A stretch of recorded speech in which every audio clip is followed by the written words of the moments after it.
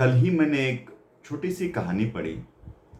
अकबर के दरबार में तानसेन संगीत बजाते थे, संगीतकार थे।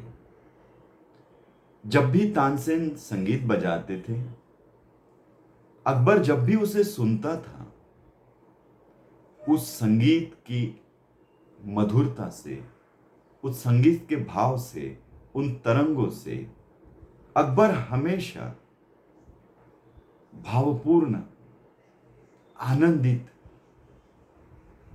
कभी कभी तो आंखों से आंसू बहने लगते थे।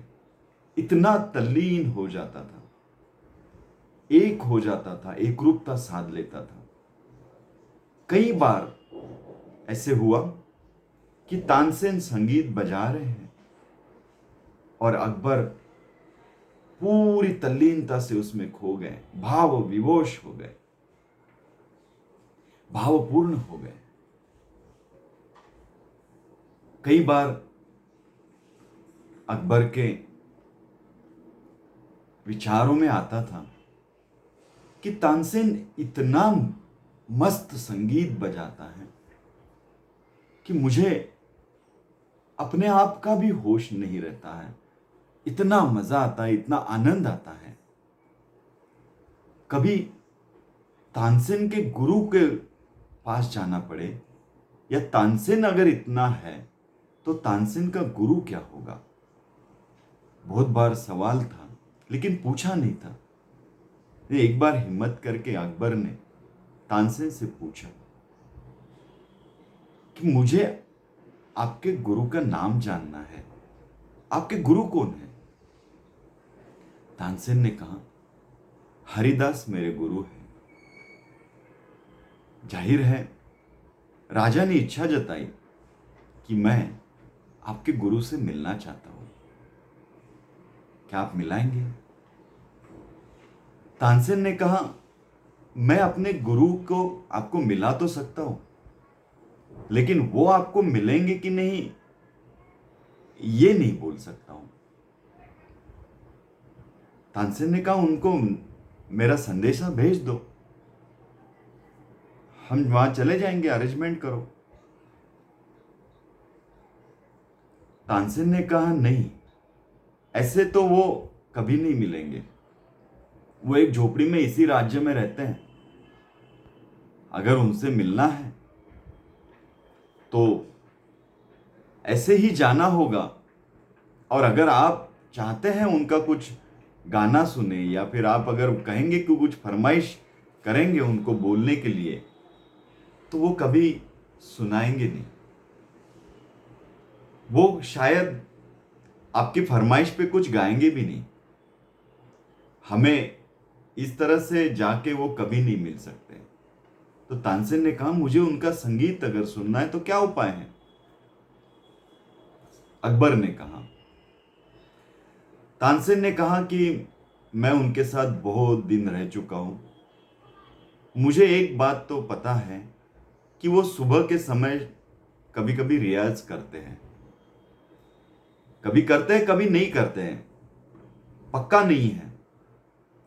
लेकिन अगर उनका संगीत आपको सुनना है तो हम एक काम करेंगे, हम उन्हें बिना बताए उनके झोपड़े के बाहर छिप के संगीत सुन सकते हैं। हमें इंतजार करना होगा उनके संगीत के आने का। हमें शायद कई कई दिन कुछ भी हाथ ना लगे, और शायद कभी कभी खजाना भी मिल जाए। मैं बोल नहीं सकता हूं, लेकिन अगर आप तैयार हैं तो मैं आपको लेके चल सकता हूं। संगीत वहां से निकले, ये तो उनकी ही मर्जी है, लेकिन उनको पता भी नहीं चलना चाहिए कि हम आ रहे हैं। अकबर बड़ा ही खुश हुआ, उसे बड़ा आश्चर्य हुआ। अकबर ने मान लिया कि चलो चलते हैं। रात के सुबह के पहर में अकबर और तानसेन छिप के झोपड़े के बाहर बैठे। 2-3 दिन तो कुछ भी आवाज नहीं आई। अकबर भी बड़ा नाराज हो गया, लेकिन फिर भी उत्सुकता बड़ी थी। एक दिन सुबह के 3 बजे ये झोपड़े के बाहर छिपे हुए थे और अचानक कुछ सुर झोपड़े से बजने लगे।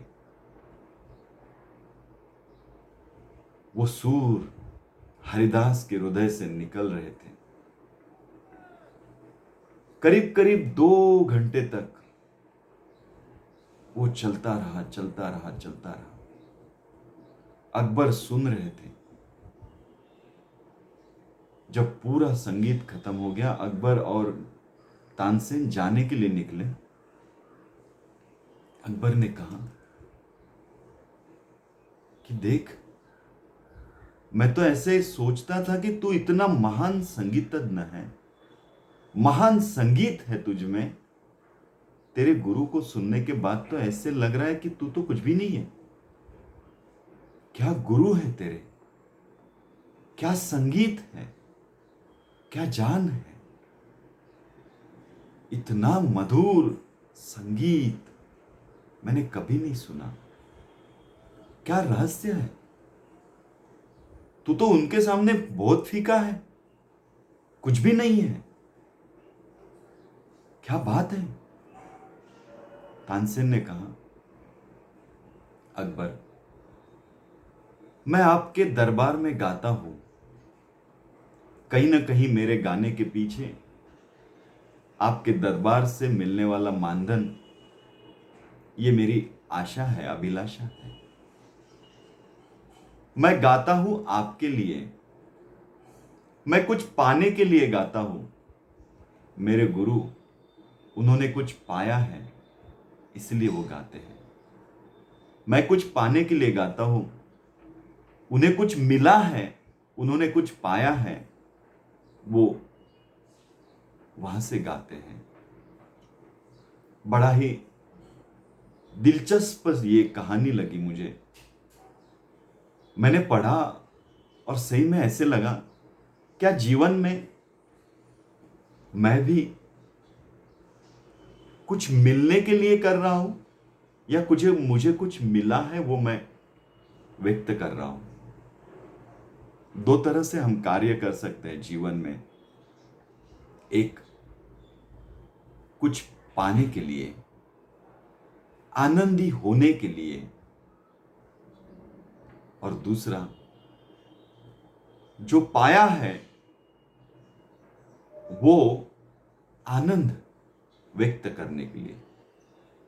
आनंद के लिए और आनंद से, ये दो तरह से कार्य होते हैं। एक आनंद के लिए करते हैं, एक आनंद से करते हैं। दोनों में बहुत फर्क है। जिन्होंने एसएसवाई किया है, ये इस फर्क को अच्छे से समझ सकते हैं। जो ध्यान धारणाएं करते हैं, जो इस स्पिरिचुअल आध्यात्मिक जर्नी में अपने आप को आगे लेके जाते हैं, वो फर्क महसूस होता है। मैं अपने जीवन में, जब तक मेरे जीवन में एसएसवाई, समाधि, ब्रह्मोपदेश ये नहीं था, तब तक मैं जो भी कर रहा था आनंद के लिए कर रहा था।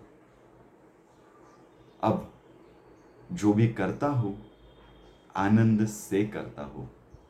जीवन बदल गया। सिर्फ ये 2 वाक्यों से जीवन बदल गया। ये दोनों का और गहराई में कुछ फर्क हम कल जानेंगे। जय गुरुदेव।